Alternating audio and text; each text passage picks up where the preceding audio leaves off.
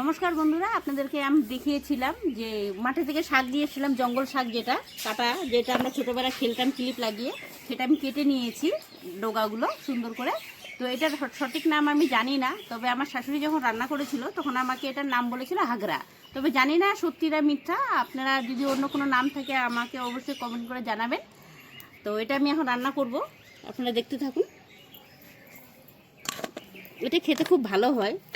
এই কড়াইতে দিয়ে দিচ্ছি আমি তেল, সর্ষের তেল দিলাম,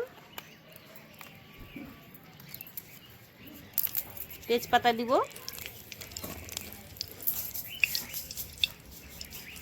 একটু সাদা সর্ষে দেবো, হলুদ সর্ষে যেটা,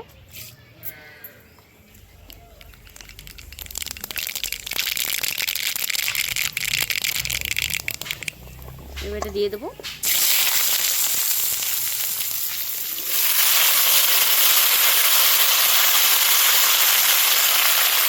লবণ দেবো,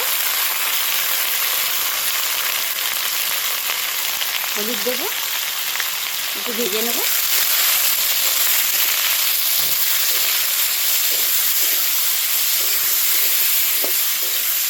এগুলো ভেজে নিয়েছি, আমি টমেটো দিয়ে দিচ্ছি একটা, একটু আদা বাটা,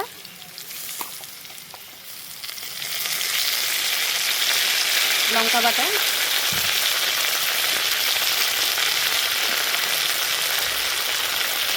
জিরে গুঁড়ো একটু, এগুলোকে ভেজে নেব।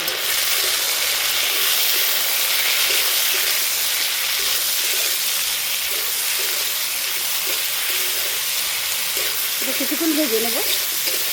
আমার বাবাকে দেখো, দেখুন বন্ধুরা, মশলাটা ভেজে নিয়েছি, জল দিয়ে দেবো।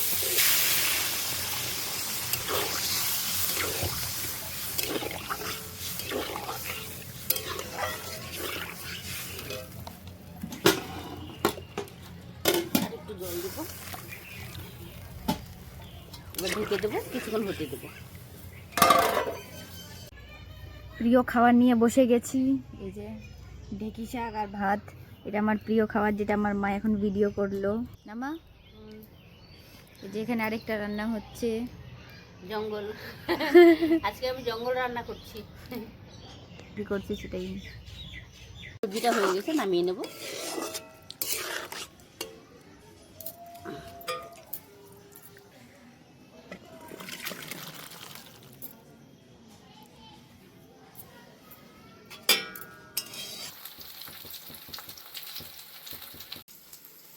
দেখলেন বন্ধুরা, আপনাদেরকে আমি কাটা ফলের ডান্ডাগুলো দিয়ে একটা রেসিপি বানিয়ে দেখালাম। আপনাদের যদি ভালো লেগে থাকে তাহলে আপনারা একদিন বানিয়ে খাবেন। আমি এটা খেয়ে দেখাচ্ছি কেমন হয়েছে।